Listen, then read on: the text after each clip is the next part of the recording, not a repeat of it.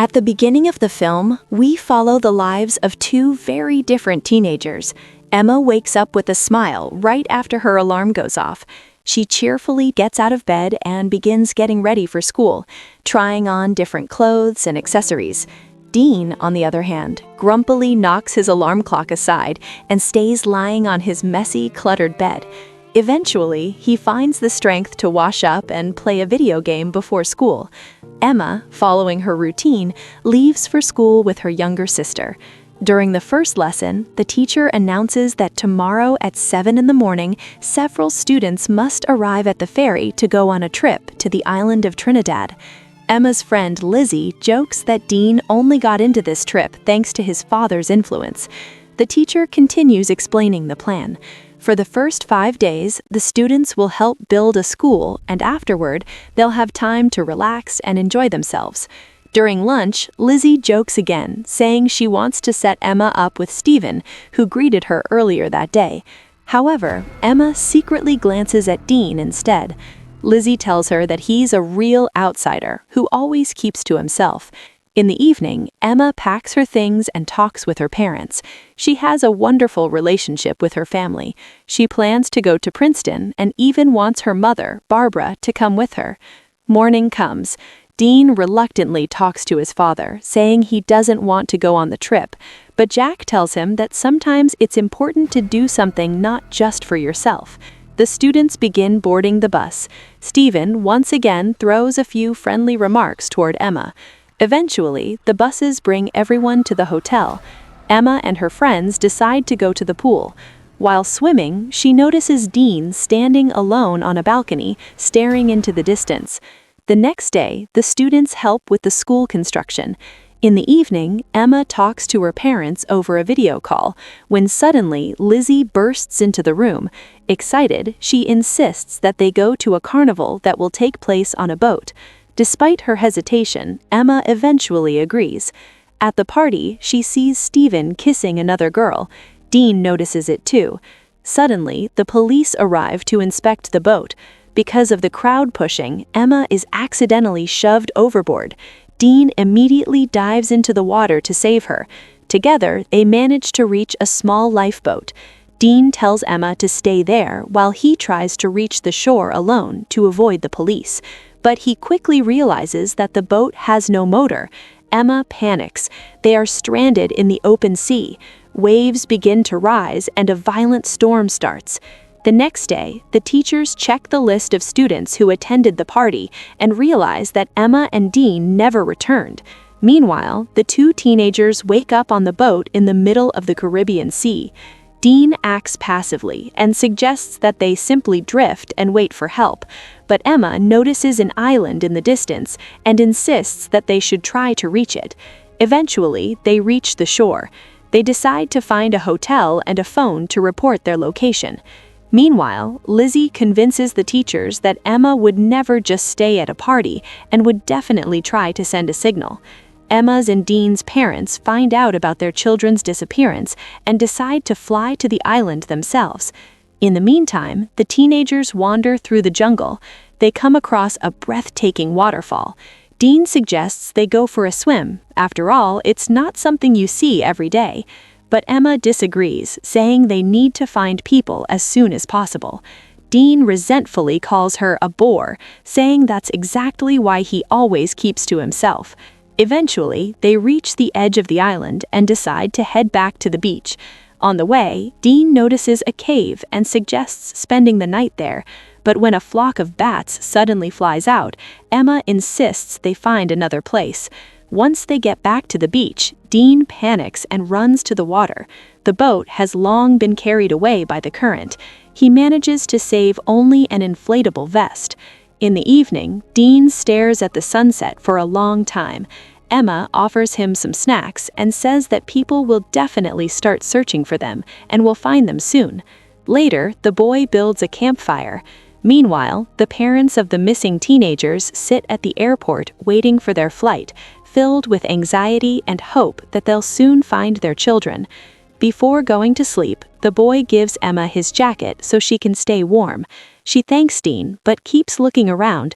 It seems like strange noises can be heard nearby. The next morning, Emma goes to the beach to leave an SOS sign on the sand. Dean wakes up a bit later and decides to go for a swim in the sea. At that time, the teenager's parents arrive on the island and talk to the teachers. Barbara is very unhappy that the search is moving so slowly, since the police don't consider the disappearance of the children an emergency. Jack is also angry. Almost 48 hours have passed, yet no helicopters have been deployed, and the search is being conducted only at sea. Meanwhile, Emma decides to collect some fresh water and goes into the forest. Standing by a small stream, she again hears strange rustling sounds. When she returns, Dean suggests that they build a shelter for the future, a place where they can spend the nights. Dean is sure that the search will start soon, but he thinks that the rescuers will mainly be looking for Emma, not for him. Meanwhile, Barbara, together with her husband and Jack, decides to begin their own search for the children. The next day, the teenagers arrange large letters spelling SOS out of branches on the beach, and then sit down to rest. They drink coconut water, eat the fruit's pulp, find a banana tree, and continue strengthening their shelter. Emma also adjusts her clothing, making it more comfortable for life on the island. Dean gets a bit irritated that we have to live on fruit alone, and then he tries to catch a crab. In his sleep, the boy hugs Emma, and she doesn't push him away. The next day, Jack hires a rescue helicopter and takes Barbara with him. Her husband returns home to support their younger daughter, Emma's sister. At sunset, Dean stares thoughtfully at the horizon and moves one of the branches aside. Suddenly, he sees human remains. Emma bursts into tears, saying that maybe the same thing will happen to us. Dean comforts her, and then she kisses him. The teenagers stay together by the fire. When Emma wakes up in the morning, she doesn't find Dean in the camp. She goes into the forest to look for him. The girl is upset because she doesn't know what will happen next, but the boy reassures her. Dean explains that he went into the forest to bury the person whose remains they found the day before. He admits that he didn't go to his mother's funeral, but now he felt the need to do it. Emma suggests they swim near the waterfall and talk about everything that has happened. Dean confesses that he blames himself for his mother's death because it was he who distracted her while she was driving. The car lost control and a tragedy occurred. Emma tries to convince him that he shouldn't blame himself for the rest of his life. Soon, for the first time in a long while, it starts to rain on the island.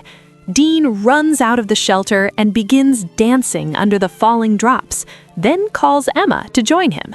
A month passes since the teenagers went missing. The police officially stopped the search, but Barbara doesn't give up. Together with Jack, she continues flying over the area in a helicopter, handing out leaflets with the children's photos and talking to the local residents. One day, a heavy rain prevents another search flight. Jack tells Barbara that after his wife's death, he lost his sense of purpose and grew distant from his son. He advises Barbara not to lose hope and to return to what she still has, her family. Eventually, the woman returns home and sees that kind people have left flowers and balloons near their house in memory of Emma. Meanwhile, Dean tells Emma that every evening at sunset he looks for the green flash, a natural phenomenon his mother once told him about. The teenagers swim in the waves, laugh, and kiss. Emma notices that Dean behaves completely differently than he did at school. The boy admits that he also used to watch her during class and always thought she was special. The next day, the couple spends time in the forest when suddenly they hear a noise. Dean runs as fast as he can to the beach to try to signal the helicopter flying by, but he can't find the flare gun and the aircraft flies past. Emma frantically searches for her things and, in despair, screams that she doesn't want to stay on this island anymore. After calming down, she quietly says that maybe they'll never get out of here. When Emma hears a strange sound in the forest again, the boy decides to go there to finally find out what's going on. Wandering through the dense thicket, Dean spots a panther and, frightened, starts to run away. Meanwhile, Emma tries to find the boy who has wandered too far from her. Dean tries to hide from the panther that has started chasing him. When Emma finally finds the boy, it turns out that he has already managed to defeat the beast. Time passes. While school lessons continue back home, the two teenagers become more and more accustomed to life on the island and even begin to enjoy it. Together, they build a new hut, learn to catch fish, and spend time under the waterfall where they share gentle kisses. Meanwhile, their parents try to come to terms with the painful loss that has befallen their families. One evening, Dean finally sees the very same green flash on the horizon, the one his mother once told him about. The next day, Emma reflects on how she misses her old life and her loved ones, but Dean doesn't share those feelings. He likes the peace he has found on the island and the freedom from everything that used to tie him down. Emma argues with him, saying that he must be crazy if he prefers surviving in the wild to living a normal, peaceful life. Suddenly, a helicopter flies over the island. Emma manages to catch the pilot's attention, and soon she and Dean are at the airport preparing to return home after more than 100 days on the island. Dean and Emma see their friends and families who greet them with tears of joy. That evening, Dean climbs onto Emma's windowsill to talk to her. However, the girl is quickly drawn back into her old familiar routine. When the boy tries to kiss her, she pulls away, but invites him to a party celebrating their return. At the celebration, Dean talks with Emma's sister and notices that Emma has become even more popular and sociable than before their disappearance. Emma once again spends only with her friends and avoids talking to Dean. One day, the girl tries to call him, but he doesn't answer the phone. The day of the graduation arrives. Emma comes with her sister. Looking out the window, she suddenly sees Dean standing in the rain. Lizzie advises her sister not to hesitate and to go to him. Emma walks outside to the boy, kisses him, and they begin to dance in the rain just like they once did on the island. At this moment, the film ends. Thank you for watching. If you enjoyed this recap, give it a like, leave a comment, and don't forget to subscribe.